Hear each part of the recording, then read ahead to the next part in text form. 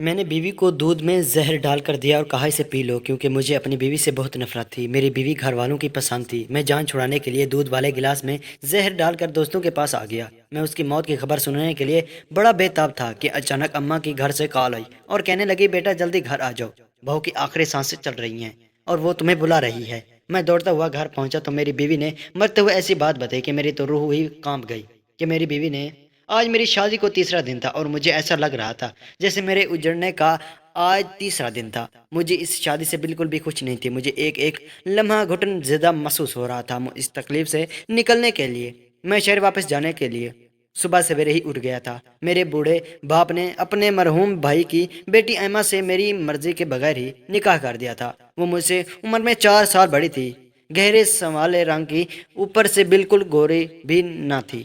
میں نے سامان باندھنا شروع کیا تو وہ میری منتیں کرتی رہی کہ اتنی جلدی واپس نہ جائے۔ مجھے وہ ایک آنکھ نہ بھائی تھی۔ مجھے اس کا بولنا بھی اچھا نہیں لگ رہا تھا۔ میں بس چاہتا تھا کہ وہ منظر کہیں غائب ہو جائے۔ میں نے تو ابا کے کہنے پر کڑوا گھونٹ بھی بھر لیا تھا، مگر میں نے اپنی نئی نویلی دلہن ایما سے کوئی روایت نہ بھرتی اور صاف صاف کہہ دیا تھا کہ اتنی جلدی واپس شہر جانے کا تو میرا بھی ارادہ نہیں تھا، مگر میں تمہاری شکل سے بیزار ہو کر جا رہا ہوں۔ تمہاری ایک کالی سیاہ شکل مجھے ڈرا رہی ہے۔ میں نے محسوس کیا کہ میری بات سن کر وہ ایک دم مرجھا سی گئی تھی۔ ابا کو جب پتہ چلا کہ میں شہر واپس جا رہا ہوں تو وہ بھی مجھے روکنے آ گئے۔ ان کے سامنے تو میں ایک نہایت فرماندار بیٹا تھا۔ وہ تو دن رات میری شان میں قصیدے ہی پڑھتے تھے۔ میں نہیں چاہتا تھا کہ ان کا دل میری کسی بات کی وجہ سے دکھے۔ میں نے کام کا بہانہ بنا کر ان سے رخصت طلب کی۔ ابا تو میرے مزید گرویدہ ہو گئے تھے۔ انہیں اپنی محنتی بیٹے پر مزید فخر ہونے لگا۔ میں جب گھر سے نکلا تو ایما کچن میں کام کر رہی تھی۔ میں اسے بتائے بغیر ہی گھر سے نکلا اور کھلی فضا میں سانس لیا۔ حقیقت تو یہ تھی کہ کیونکہ ماحول میں میرا دم گھٹتا تھا، مجھے تو شہر کی رنگینیاں اپنی جانب بلاتی تھی۔ شہر تو وہ میں بذریعہ بس پہنچ چکا تھا تاکہ میرے گاؤں والوں کو مجھ پر کسی قسم کا شک نہ ہو، مگر بس اڈے پر میرے باڈی گارڈ بھی میری مہنگی کار کے پہنچ چکے تھے۔ میرا کام ہی کچھ ایسا تھا کہ مجھے سیکیورٹی کی ضرورت پڑتی تھی۔ مجھے اس بات کا کامل یقین تھا کہ اگر کبھی میرے ابا کو پتہ چل گیا کہ ان کا اکلوتا بیٹا کیا کام کرتا ہے تو وہ بیچارے اللہ کو پیارے ہو جائیں گے۔ جہاں تک بیوی کی بات ہے تو مجھے اس کی پرواہ بھی نہیں۔ وہ سیدھا خیالات والی ہر رنگ اور نور سے دور بیوی مجھے چاہیے ہی نہیں تھی۔ یہی یہاں شہر میں ایک سے بڑھ کر ایک حسین اور دل فریب اداؤں والی لڑکیاں میری دوست تھیں، تبھی تو مجھے گاؤں کی سنوالی سی لڑکیاں ایک آنکھ نہ بھائی تھی۔ شہر میں میرا ایک نام تھا، ایک پہچان تھی۔ میرے بڑے بڑے سمگلرز میرے آگے پھرتے تھے۔ میرے علاقے کی طرف کوئی سمگلر تو کیا پولیس بھی آنکھ اٹھا کر نہیں دیکھ سکتی تھی۔ جی ہاں، آپ جو سمجھ رہے ہیں، میں شہر کا ایک جانا پہچانا اور بڑا سمندر تھا۔ یہ اس دن کی بات ہے جب میں بھیس بدل کر کالج میں بس میں سوار ہو کر اپنا نیا شکار ڈھونڈ رہا تھا۔ کالج کی کچی عمر کی معصوم لڑکیوں اور لڑکوں کو میں اپنے دام میں پھنسانے آیا تھا۔ اس عمر میں ایک ہی چاہت ہوتی تھی کہ وہ آگے بڑھ کر اپنے والدین کا سہارا بنے، اپنے باپ کے کندھوں پر بڑا بوجھ ملکہ کر دے۔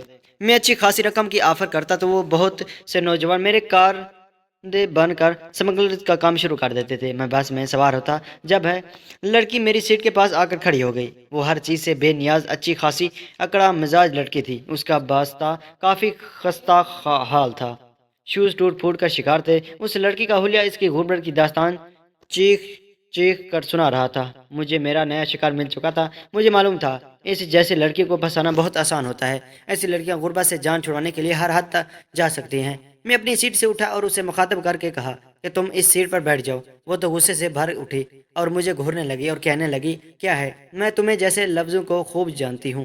لڑکوں کو مخاطب کرنے کا تو بہانہ ہی چلاتے رہتے ہیں۔ تم لوگوں نے مجھے اس کی جرات اچھی نہیں لگتی۔ مجھے معلوم ہو گیا تھا کہ یہ میرے لیے نہایت کارآمد ثابت ہوگی۔ میرے سامنے ایک دم میری ڈرپوک سی بیوی کا سراپا لہرا گیا تھا۔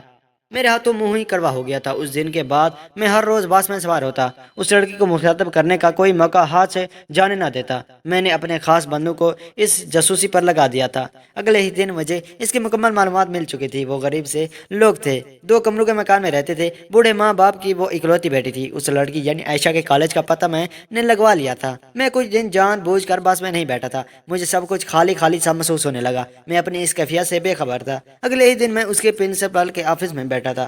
میں نے ان کے پرنسپل کو کہہ دیا تھا کہ عائشہ کی پل پل کی رپورٹ مجھے چاہیے۔ پرنسپل غصہ اور اکثر تو میرے ساتھ کڑے ہو جائے۔ बड़ी बड़ी मूंछों वाले बॉडी गार्ड को देखकर ही खत्म हो गया था। उसने मुझसे मेरा नंबर मांगा। नंबर लेकर मैं वहां से उठा, लेकिन ना जाने क्यों मेरा जी बार बार उस लड़की को देखने को कर रहा था। चंद दिन बहुत मसरूफ थे, मैं आयशा को ना देख पाया था, मगर इसका ख्याल बराबर मुझे तंग कर रहा था। अचानक एक दिन आयशा की प्रिंसिपल की कॉल आ गई। उसने बताया कि आयशा की शादी हो रही है। मेरे तो दिल पर घोंसा पड़ा था। परसों आयशा की रुखसती थी, वो प्रिंसिपल से छुट्टियां मांगने आई थी। जब उसने फौरन मुझे कॉल करके बता दिया था, मैं गमों गुस्से के अजीब से मरहले से गुजर रहा था। मुझे समझ में ही नहीं आ रहा था कि मैं क्या करूं। तब अचानक मुझ पर इंकशाफ हुआ कि मैं तो आयशी से मोहब्बत करता लगा हूं। मुझे अपनी इस हालत पर जी बेहद हंसी आ रही थी। एन इसके निकाह के शाम को मैंने अपने भरोसे से के आदमी भिजवाकर आयशा को उसके घर से अगवा कर लिया, अपने फार्म हाउस में बंद करवा दिया। मैंने अपने आदमी को सख्त हिदायत दी, इस लड़की को किसी किस्म की कोई परेशानी नहीं होनी चाहिए। उसकी इज्जत की हिफाजत मेरे जिम्मे थी, उस पर मैंने आंच भी नहीं आने दी। मेरा दिल आयशा को देखने के लिए मचलता रहा, मगर मैंने बड़ी मुश्किल से खुद को मुसल्लत के तहत रोका था। एक दिन और एक रात अपने फार्म हाउस पर रखकर उसे बाहिफाजत उसके घर पहुंचा। वो जैसे मासूम मेरे फार्म हाउस थी, वैसे ही मासूम और पाक अपने घर वापस चली गई थी। मेरे इल्म में ये बात आ चुकी थी कि आयशा के मंगेतर ने यह कहकर रिश्ता खत्म कर दिया है कि तुम एक दिन और एक रात बाहर रह आए हो। मुझे क्या मालूम तुम्हारे साथ क्या हुआ है, उस बात का भी क्या इल्म। शायद तुम अपनी मर्जी से ही घर आए से निकले हो। मैं ऐसी बदकार लड़की के साथ शादी नहीं कर सकता।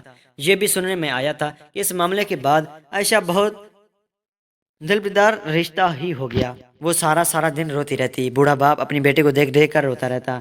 जो मैं चाहता था वही हो गया था। किसी के कानों के कान खबर ना हुई थी, उसके पीछे किसी का हाथ था। यूं सांप भी मर गया और लाठी भी ना टूटी। अब मुझे आगे पीछे रफत करके आयशा के दिल में जगह बनानी थी। महर का बड़े प्लान के साथ करने का आदी था, तभी तो आज तक गिरफ्तार नहीं हो सका।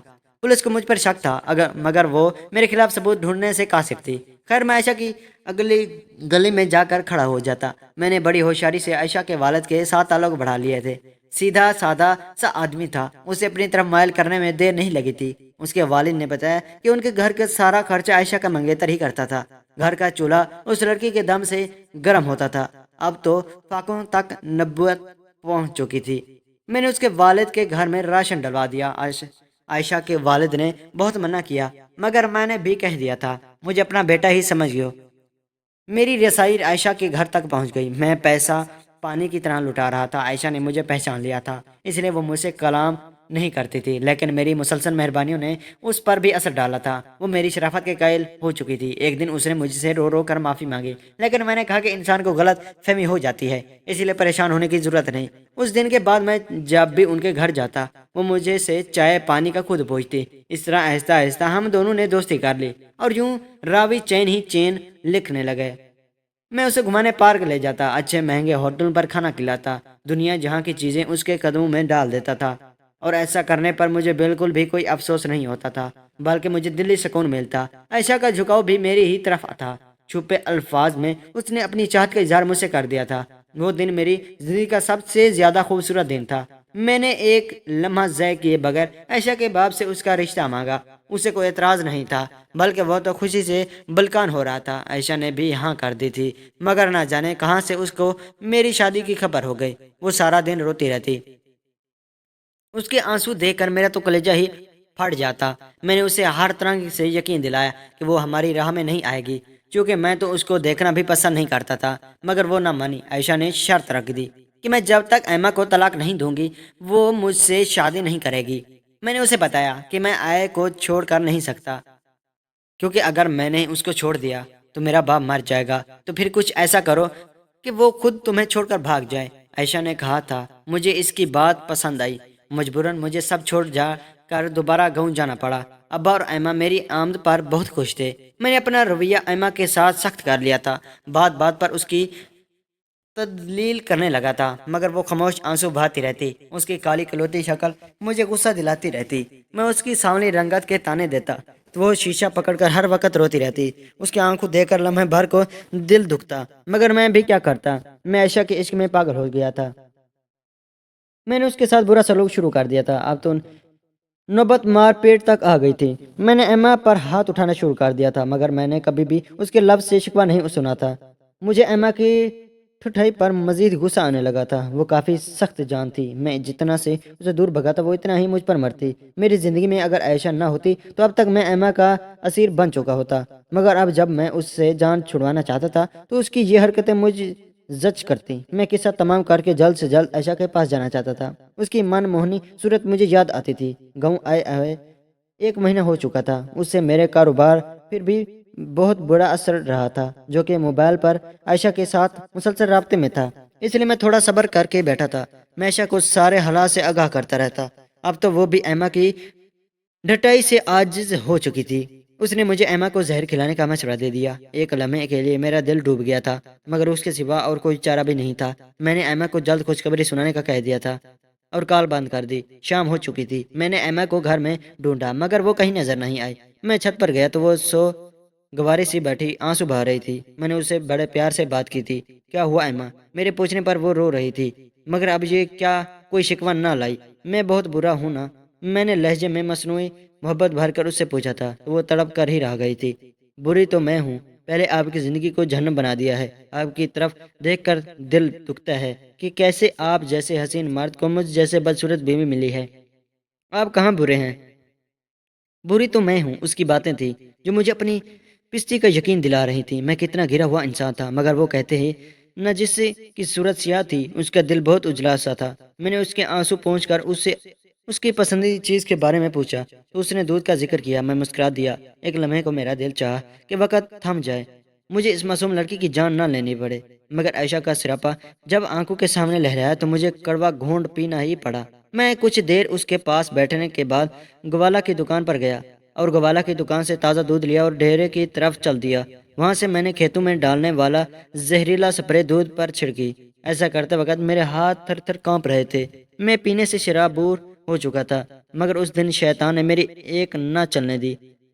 وہ مجھ پر بری طرح غالب آ چکا تھا۔ میں گھر کی طرف چل دیا۔ مجھ میں ہر قسم کا احساس ختم ہو چکا تھا۔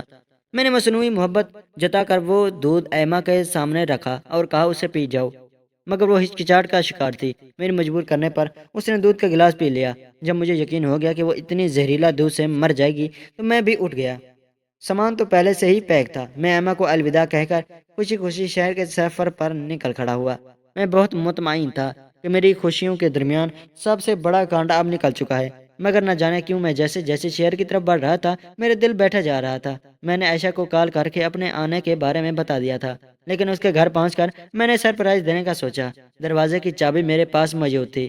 میں نے چپکے سے دروازہ کھولا اور اس سے ہر گھر میں داخل ہو گیا، لیکن یہ کیا، مجھے عجیب سا احساس ہوا۔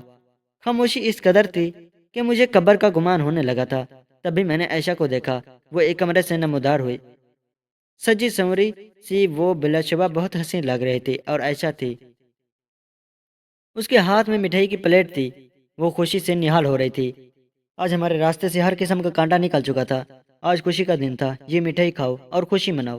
مجھے مٹھائی دے کر عجیب سا خوف محسوس ہو رہا تھا، مگر عائشہ کے بار بار کے اصرار پر میں ایک ٹکڑا اٹھا کر کھا لیا۔ وہ مسکراتی ہوئی ایک کمرے میں چلی گئی۔ جب اسے کافی دیر ہو گئی اور وہ نہ لوٹی تو میں بھی اس کے پیچھے چل گیا۔ میں نے دروازے کی آڑ سنی اور جھانکا تو میرے قدموں تلے سے زمین ہی نکل گئی۔ کمرے سے ایک مرد کے بولنے کی آواز آ رہی تھی۔ عائشہ اس کے پاس بیٹھی کہکیاں لگا رہی تھی۔ عامر جی، آپ تو فکر ہی نہ کریں، میں نے عدیل کو تو پکا انتظام کر لیا ہے اور میں نے مٹھائی میں زہر ڈال کر اس کو کھلا دی ہے، اور آج اپنا بدلہ میں نے اس سے لے لیا ہے۔ وہ کیا سمجھتا تھا کہ مجھے خبر نہیں ہوگی کہ میرا مجرم کون تھا، مجھے کس نے اغوا کر لیا تھا۔ میرا مجرم عدیل ہی تو ہے۔ شکر ہے عامر، آپ نے منگنی توڑنے کا فیصلہ واپس لے لیا۔ محبت تو میں صرف آپ سے ہی کرتی تھی اور کرتی رہوں گی۔ عائشہ کی باتیں سن کر مجھ میں وہاں کھڑے ہونے کی ہمت ہی نہ رہی۔ میں دبے پاؤں وہاں سے نکل آیا تھا۔ اچانک گھر سے کال آئی اور میری ماں نے کہا، بیٹا تمہاری بیوی کی آخری سانسیں چل رہی ہیں اور وہ تمہیں بلا رہی ہے۔ میرے تو قدموں تلے سے زمین ہی نکل جا رہی تھی۔ مجھے اپنی غلطی کا احساس بڑی شدت سے ہو رہا تھا۔ زہر تو مجھے بھی دیا گیا تھا۔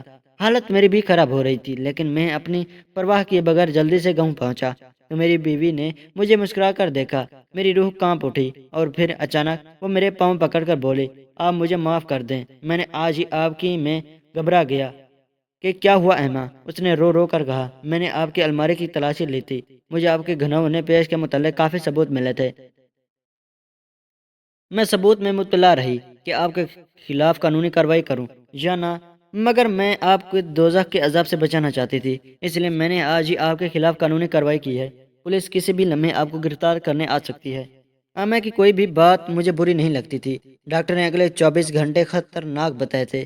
میں رو رو کر اس کے لیے دعا کرتا رہا اور پھر اچانک ہی میں بھی بے ہوش ہو گیا۔ جب مجھے ہوش آیا تو میں نے اپنے ارد گرد ڈاکٹر کا ہجوم دیکھا۔ سب سے پہلے میں نے ایما کے بارے میں پوچھا تو اللہ نے کرم کیا اور ایما بچ گئی تھی۔ جب میری طبیعت سنبھلی تو مجھے پولیس گرفتار کر کے لے گئی۔ میں نے تھانے میں دن رات اللہ سے اپنے گناہوں کی معافی مانگی۔ آج 10 برس بعد مجھے جیل سے رہائی ملی تھی۔ میں اپنے جرم کی سزا بھگت کر واپس اپنے گھر جا رہا تھا۔ دل انجانے وسوسوں سے دہل رہا تھا کہ نہ جانے ایما مجھے معافی بھی کر دے گی کہ نہیں۔ میں نے اپنی رہائی کی خبر کسی کو بھی نہیں دی تھی۔ چپ چاپ گھر پہنچ گیا اور دہلیز پر رک گیا۔ گھر سے ایما کی پر شفیق آواز آ رہی تھی، میرے بچوں، تم دونوں کا باپ بڑا بہادر ہے۔ کبھی کبھی اپنے باپ کو کسی سے کم مت سمجھنا۔ نفرت گناہ گار سے نہیں، گناہ سے کرنی چاہیے۔ مجھ سے مزید صبر نہ ہوا اور میں بھاگتا ہوا گھر میں داخل ہو گیا۔ میرے 10 سال کے 2 جڑواں بیٹے ماں کے پاس بیٹھے تھے۔ میں ان دونوں کے سامنے ہی ایما کے قدموں میں گر گیا تھا، اسے رو رو کر معاف مانگی۔ اس نے مجھے معاف کر دیا تو میں اپنی بچوں سے بغل گھیر گیا۔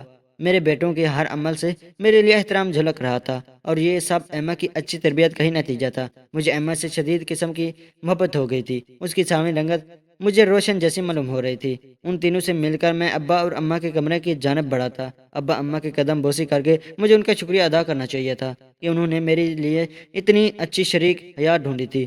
لوگ سچ کہتے ہیں کہ بڑوں کی مان کر انسان کبھی نامراد نہیں رہتا۔